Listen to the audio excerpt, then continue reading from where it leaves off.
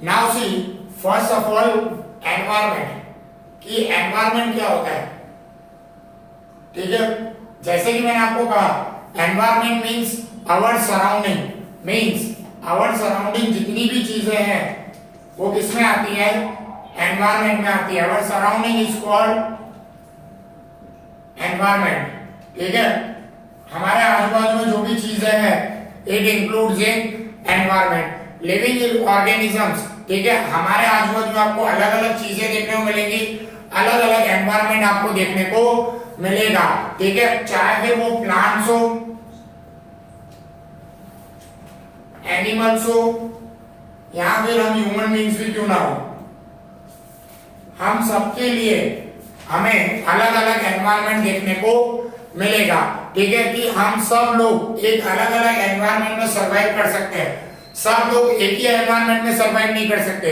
जैसे अगर आप कहो कि सर ये भी एक ही एनवायरमेंट में रहे, हम भी एक ही एनवायरमेंट में रहे, सो वो भी पॉसिबल नहीं है। सारे ऑर्गेनिज्म आपको अलग अलग एनवायरमेंट में सरवाइव करते हुए देखने को मिलेंगे।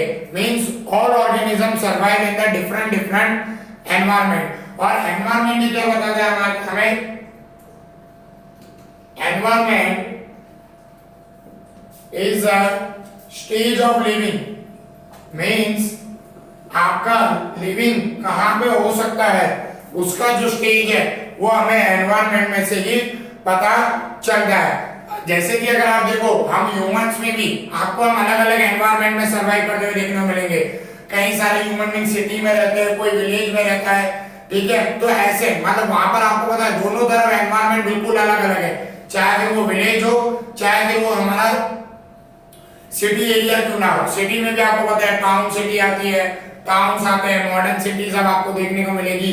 कुछ लोग फ्लैट्स में रहते हैं, कुछ लोग बंगलोज में रहते हैं, तो वहां पर भी एनवायरमेंट का पूरा पूरा आपको क्या देखने को मिलेगा, इफेक्ट देखने को मिलेगा। एनवायरमेंट में सबसे इंपॉर्टेंट चीज होती है waste.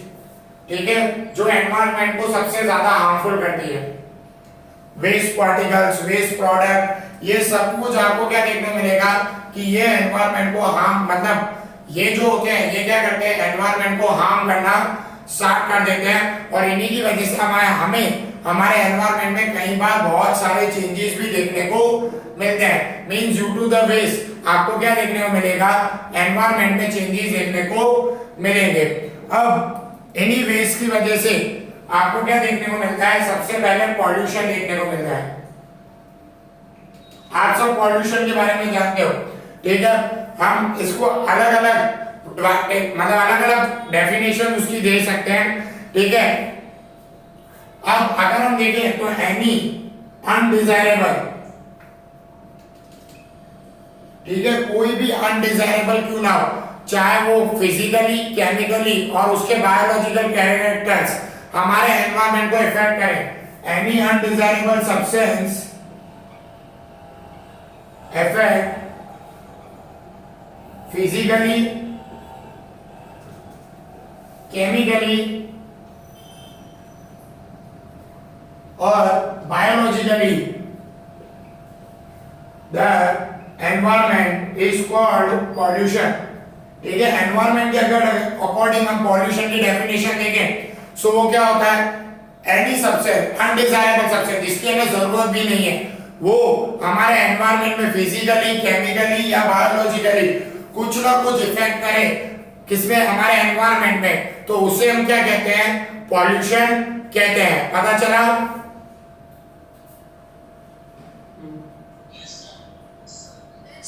Okay, now then after आपको देखने को क्या मिलेगा, पॉल्यूटेंट्स, मतलब जो पॉल्यूशन को क्रिएट करते हैं। तो यहां पर क्या आएगा, the substance,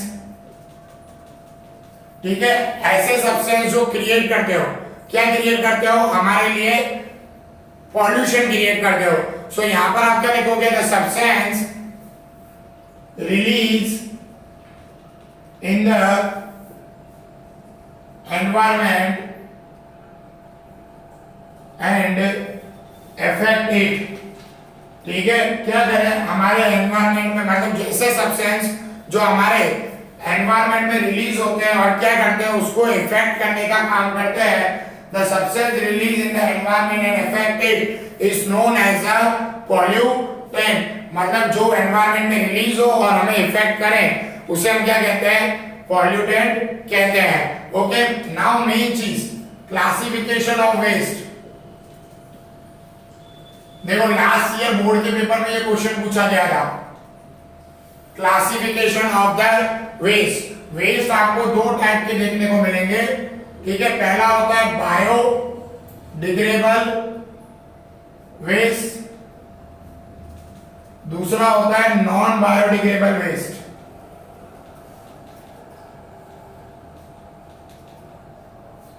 okay, means first आपको क्या देखने को मिलेगा, बायोडिग्रेडेबल वेस्ट और उसके बाद नॉन बायोडिग्रेडेबल वेस्ट। अब इनमें डिफरेंस क्या होता है, the waste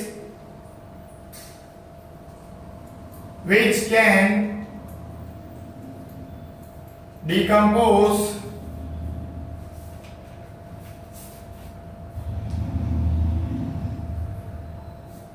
in the environment by biological process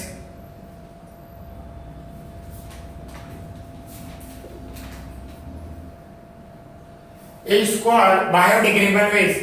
मतलब ऐसा वेस्ट जो एनवायरनमेंट में डिकम्पोज हो जाए, कौन सी प्रोसेस से, बायोलॉजिकल वेस्ट से, उसे हम क्या कहते हैं, biodegradable waste. Example wood, paper, ठीक है, ऐसी चीजें जो एनवायरनमेंट में डिकम्पोज हो जाती है किसकी मदद से, बायोलॉजिकल प्रोसेस की मदद से, उसे क्या कहा जाता है, बायोडिग्रेडेबल वेस्ट। सेम उसका उल्टा, the waste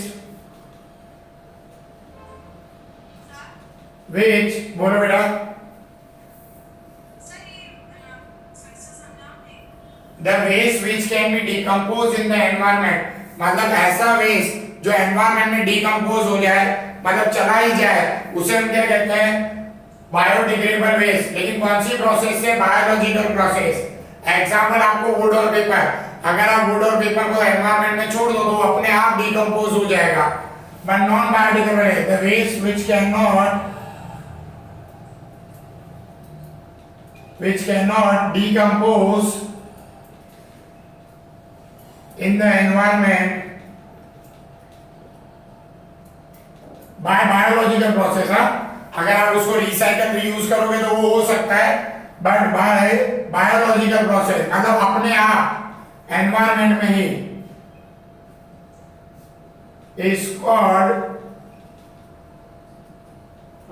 non biodegradable waste. इसके अगर आप एग्जांपल्स देखोगे तो एग्जांपल्स में आपको कई सारे केमिकल्स और प्लास्टिक देखने को मिलेगा, ठीक है, कि ये कैसा है, नॉन बायोडिग्रेडेबल है। मींस बायोडिग्रेडेबल क्या होगा, जो डिकम्पोज हो जाए एटमॉस्फेयर में बायोलॉजिकल प्रोसेस के थ्रू, और नॉन बायोडिग्रेडेबल क्या होगा, जो नहीं डिकम्पोज हो पाएगा एनवायरनमेंट में बाय द बायोलॉजिकल प्रोसेस, उसे हम क्या कहते हैं, नॉन बायोडिग्रेडेबल वेस्ट कहते हैं। पता चला? Okay, now C biodegradable and non biodegradable के बाद एक इंपॉर्टेंट टॉपिक है इकोसिस्टम, ठीक है। नाउ इकोसिस्टम, ठीक है, नाम से पता चल रहा है, इको मींस एनवायरनमेंट का सिस्टम। इकोसिस्टम में यहाँ पर आपको क्या बताया गया है, द कम्युनिटी, मतलब जो हमारे बायोटिक और अबायोटिक के बीच का relationship, the relation between the यहाँ the community of the organism like biotic and abiotic, ठीक है, वो जब दोनों मिलके चलती है उसे हम क्या कहते हैं, इकोसिस्टम कहते हैं, ठीक है। देखो डेफिनेशन में क्या लिखोगे, the interaction of the biotic and, ऐसा कर दो, biotic with abiotic is called ecosystem. अब बायोटिक और अबायोटिक क्या होता है, बायोटिक मींस लिविंग और abiotic means non living. Biotic क्या होता है, लिविंग कंपोनेंट, और अबायोटिक क्या होता है, नॉन लिविंग। अब ऐसा मत सोचो कि नॉन लिविंग के साथ हमारा इंटरेक्शन क्या होगा, ठीक है। नॉन लिविंग चीजों का हमें क्या जरूरत। अबायोटिक कंपोनेंट में आपको क्या क्या देखने को मिलेंगे, लैंड, वाटर, सी तो चलो वाटर में आ जाएगा, mean sun, it is an abiotic, non living है। अब इनका क्या यूज करते हो, ठीक है, आपको पता है ये हमारे लिए कितने ज्यादा जरूरी है। माउंटेन्स, ठीक है, अबायोटिक कंपोनेंट में ये सारे देखने को मिलेंगे। मींस हमारा रिलेशन इनके साथ क्या है ये मुझे बताने की जरूरत ही नहीं पड़ेगी, क्योंकि आप जानते हो हम पूरी तरीके से इनके ऊपर ही डिपेंडेंट है। हमारे प्लांट्स, लैंड होगी तो ही ग्रो होंगे, means it is an ecosystem कि प्लांट क्या करते हैं, लैंड के साथ इंटरेक्शन करते हैं और ग्रो होते हैं। Plant is a living and land is a non living. फिर वाटर, तो ये सब चीज आपको क्या देखने को मिलेंगे, अबायोटिक और बायोटिक के साथ आपको इनका रिलेशनशिप देखने को मिलेगा। समझ में आया? तो अबायोटिक में आया। Okay, so it is about the biotic and abiotic, ठीक है। अब देखो अगर थोड़ा और डीपली जाए अबायोटिक के बारे में, पहले अबायोटिक ले लेते हैं, अबायोटिक कंपोनेंट्स। इनके अगर हम यूजेस और चीजें देखें तो सबसे पहले आपको देखने को मिलेगी air. Okay, air is also a non living component but we use air for the respiration, ठीक है। अब एयर में सिर्फ ऐसा नहीं है कि ऑक्सीजन ही है, कार्बन डाइऑक्साइड भी है। So plant also take carbon dioxide for the photosynthesis. मतलब एयर है क्या, अबायोटिक कंपोनेंट, लिविंग तो है नहीं। तो ये आपको क्या देखने को मिलेगा, ऐसे। सेकंड आपको देखने को मिलेगा water. Without water our life is not possible, ठीक है। वाटर को तो वंडर लिक्विड माना जाता है कि हमारे लिए अगर सबसे ज्यादा कोई इंपॉर्टेंट है तो क्या इंपॉर्टेंट है, water. Without water we can not survive, हम जी भी नहीं पाएंगे। So water. थर्ड आपको देखने को मिलेगा सॉइल या लैंड। सेम ही है, सॉइल, डिफरेंट सॉइल्स में डिफरेंट प्लांट्स ग्रो हो सकते हैं, हम लोग सर्वाइव कर सकते हैं। सो दैट्स व्हाई सॉइल। मतलब ये तीनों चीजें याद रखना। अबायोटिक कंपोनेंट में एयर, वाटर, सॉइल और लैंड, इनके थ्रू ही हमारा सर्वाइवल पॉसिबल है। इनके बिना हम सर्वाइव नहीं कर सकते। बट ये है जैसे अबायोटिक कंपोनेंट आपको देखने को मिलेंगे। ओके, पता चला ये?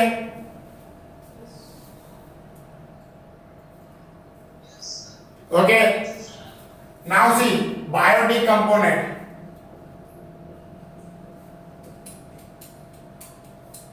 अब बायोटिक कंपोनेंट्स में अगर हम देखें तो बायोटिक कंपोनेंट्स में आपको क्या देखने को मिलेगा, सबसे पहले green plants. You know very well, green plants, with the help of green plants हमारा कार्बन डाइऑक्साइड ऑक्सीजन में कन्वर्ट होता है और उसे हम रेस्पिरेशन में यूज करते हैं। मतलब ग्रीन प्लांट्स भी हमारे लिए बहुत ज्यादा इंपॉर्टेंस है। एनिमल्स, डायरेक्टली और इनडायरेक्टली हमारे लिए एनिमल्स भी कहीं ना कहीं बहुत ज्यादा यूजफुल है, ठीक है। कैसे यूजफुल है हम आगे वो फूड चेन और फूड वेब में पढ़ेंगे। But animals are most important for us, directly और इनडायरेक्टली ये हमारे लिए कहीं ना कहीं बहुत ज्यादा इंपॉर्टेंट है। देन आफ्टर आपको क्या देखने को मिलेगा, बैक्टीरिया एंड फंगी। बैक्टीरिया कह लो, फंगी, एल्गी, माइक्रो ऑर्गेनिज्म जितने भी हैं ये भी लिविंग है। और ये आपको पता है क्या करते हैं, जो सॉइल है उसमें से जो कॉम्प्लेक्स सब्सटेंस है उनको सिंपल सब्सटेंस में कन्वर्ट करने का काम करती है। मतलब डीकंपोज वाली चीजों को हमें वापस से एज अ मिनरल में ऑब्टेन करके देती है।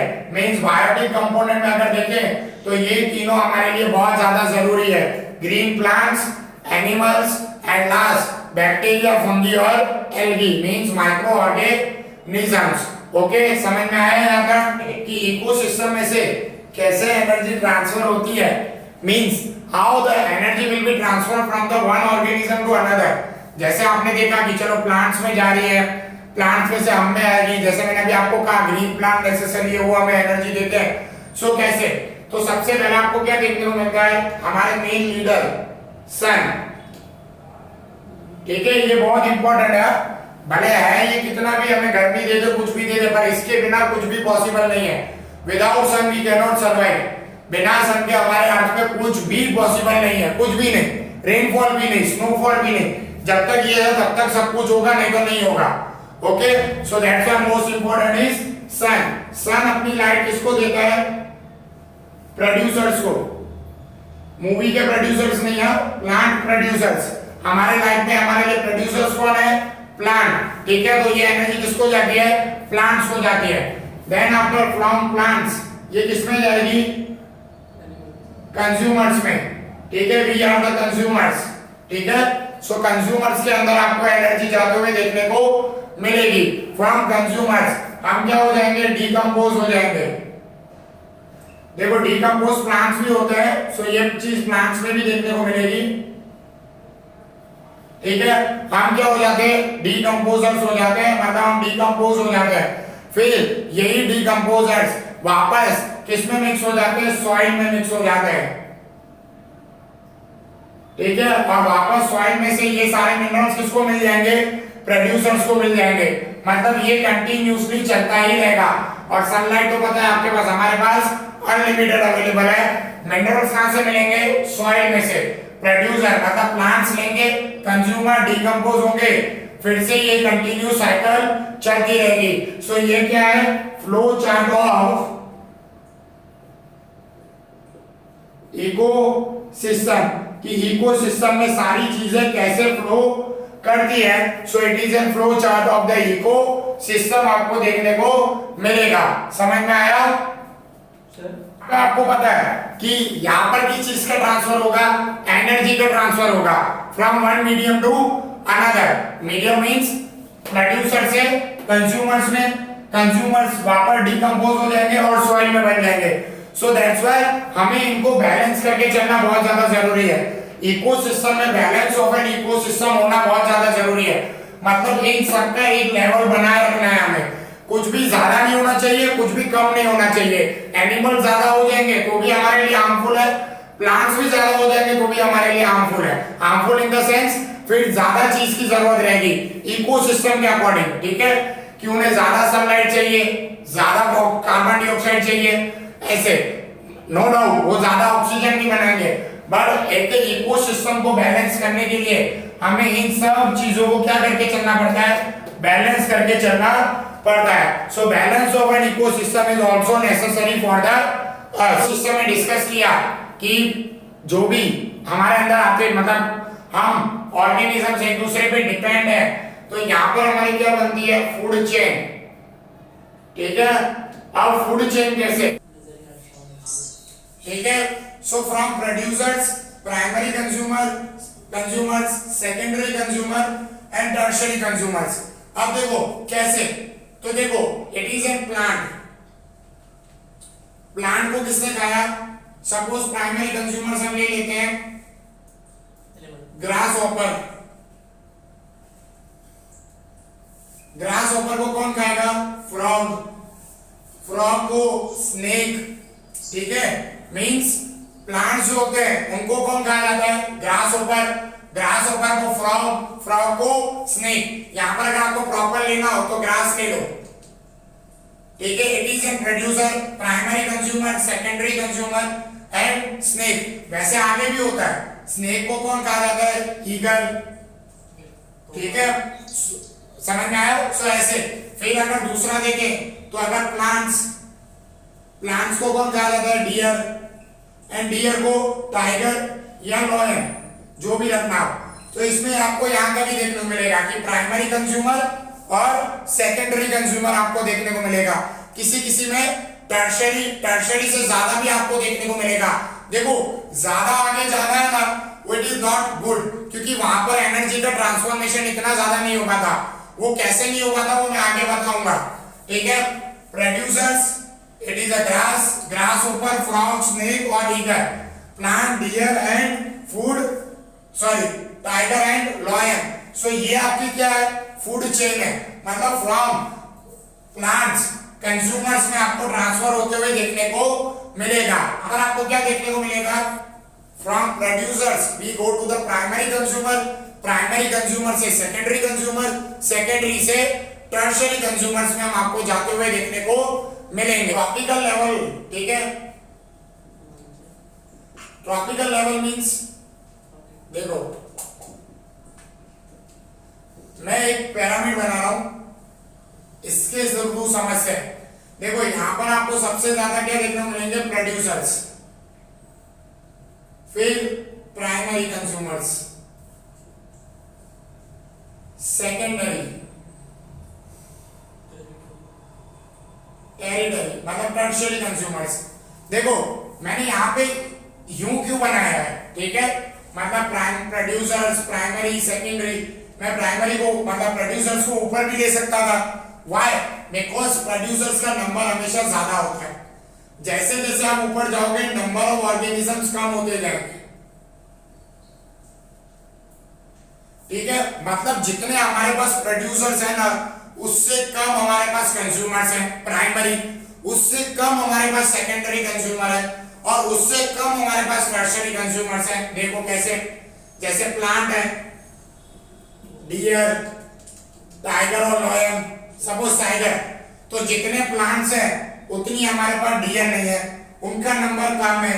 जितनी डियर है उससे कम हमारे पास क्या है, टाइगर है। सो इसलिए ये ऐसा पिरामिड फॉर्म करते हैं कि जो प्रोड्यूसर्स हैं वो हमारे पास लार्ज इन नंबर है, प्राइमरी कंज्यूमर उससे कम, फिर सेकेंडरी कंज्यूमर उससे कम, और टर्शियरी कंज्यूमर उससे कम हमें देखने को मिलेंगे। समझ में आया ये? ठीक है, मतलब उनका नंबर आपको कैसे होते हुए देखने को मिलेगा, कम होते हुए देखने को मिलेगा। ओके, सेकंड अगर एग्जांपल लेना हो, ग्रास, ग्रास ऊपर जो हमने देखा, then after frog, then after snake, eagle.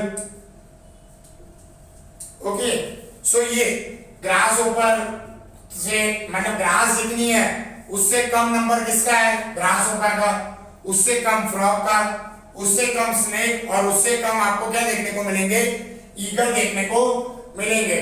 So that's why it is form the pyramid like in that shape, कि इनका नंबर धीरे धीरे क्या होता जाएगा, कम होता जाएगा। ओके, कोई डाउट? पक्का? नाउ अब इसी पे एक थियरी दी गई थी, 10% ऑफ एनर्जी ट्रांसफर।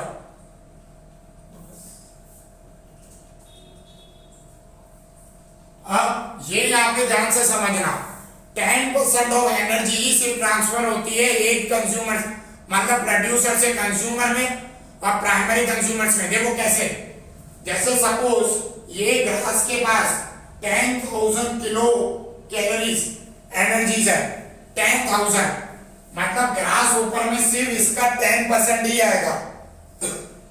इसका 10% करोगे तो आपको 1000 किलो कैलोरीज देखने को मिलेगी।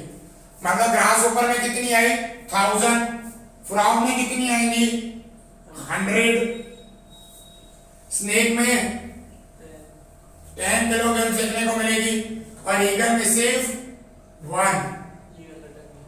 समझ में आया? मींस या इस थियरी को कहते हैं 10% ऑफ एनर्जी ट्रांसफर, मतलब सिर्फ एक ऑर्गेनिज्म में से मतलब प्रोड्यूसर्स में से प्राइमरी कंज्यूमर्स में सिर्फ 10% एनर्जी ही उनके अंदर ट्रांसफर होती है। बाकी की सारी एनर्जी वो क्या करते हैं, खुद के लिए यूज करते हैं। खुद के लिए भी कैसे, वो आगे समझेंगे। मतलब मैंने कहा ना सिर्फ टर्शियरी तक ही क्यों देखने को मिलेगा, अगर मैं इनमें देखूं, अगर इसमें 10,000 किलो कैलोरीज हैं तो यहाँ पर कितनी आएगी, 1000, और यहाँ पर 100। मींस हम ज्यादा से ज्यादा 1 किलो कैलोरीज तक जा सकते हैं। 1 के बाद जाओगे अगर 10% में तो 0.1 देखने को मिलेगा, और 0.1 एनर्जी आपको भी पता है और मुझे भी कि किसी काम की होती नहीं है। सो वो अगर विदाउट काम की नहीं है तो वो एनर्जी को लेने का मतलब ही क्या बनता है। देखो डीकंपोजर्स में अलग चीज होती है, डीकंपोजर्स में हमारी पूरी की पूरी एनर्जी ही रिलीज हो जाती है सॉइल के अंदर जब हम मर जाते हैं, प्लांट्स हो या हम लोग हो या एनिमल्स हो, वो अलग चीज है, बट ट्रांसफर करना अलग चीज है।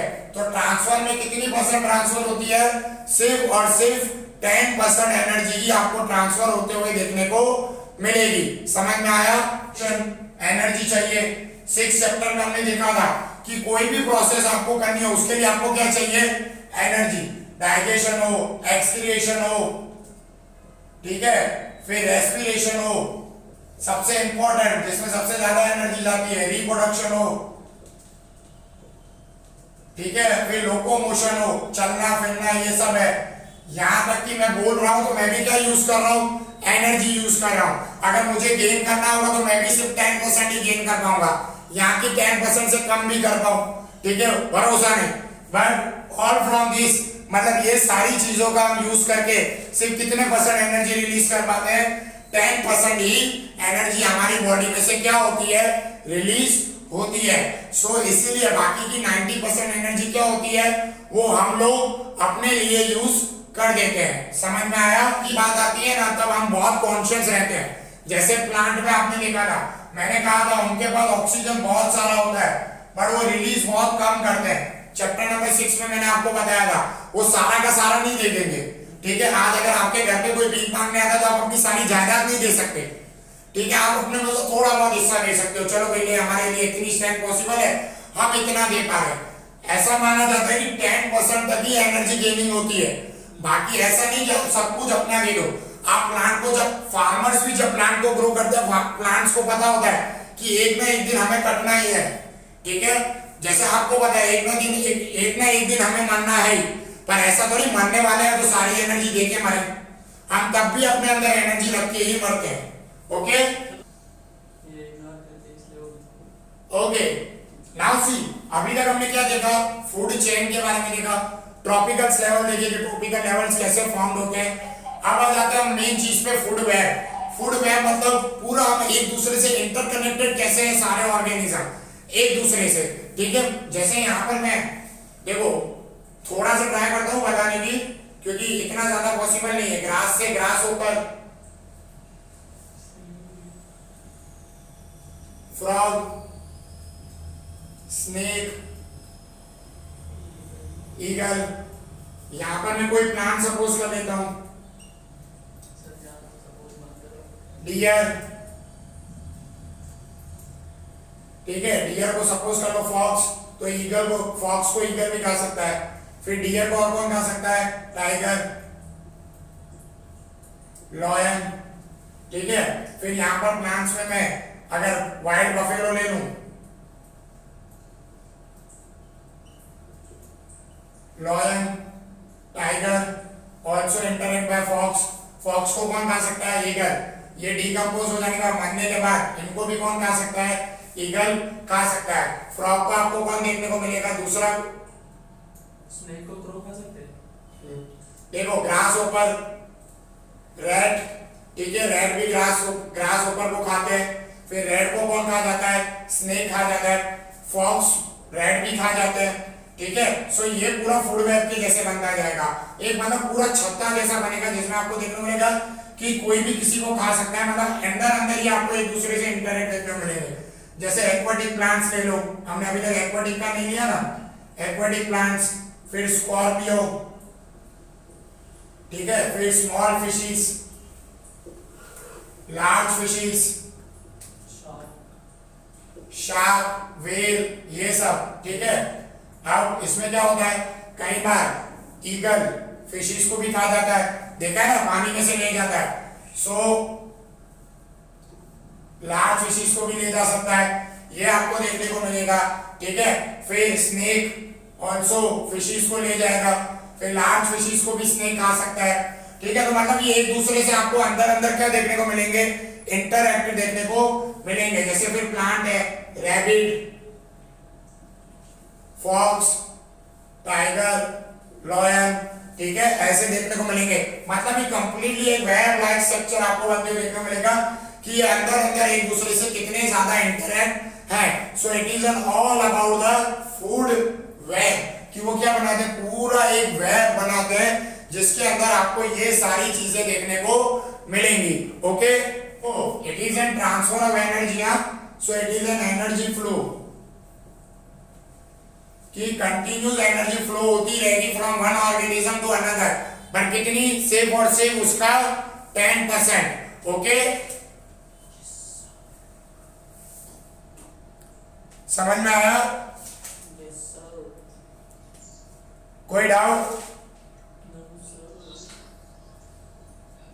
सर इतना ओके देखो it is N main one more thing the flow of energy is unidirectional. ठीक है कि जो एनर्जी का फ्लो है वो आपको यूनिडायरेक्शनल सिर्फ एक ही डायरेक्शन में देखने मिलेगा। देखो कैसे, जैसे प्लांट से अगर डियर ने लिया और डियर से टाइगर ने, तो ये रिटर्न नहीं आ सकती कि डियर से वापस प्लांट में आए, टाइगर से फिर डियर में आए, उसके प्लांट में आए। No, it is not possible. ये सिर्फ और सिर्फ एक ही डायरेक्शन में फ्लो करती है। That's why it is an flow of energy in the uni direction आपको देखने को मिलेगा। मींस एनर्जी का फ्लो किस में होगा, सिर्फ और सिर्फ एक ही डायरेक्शन में। मींस जहां से आई है वहां से जाएगी, वहां वापस आ सकती नहीं है। मतलब प्लांट्स को वो एनर्जी वापस नहीं मिलेगी जो उससे डियर ने ले ली है। ओके।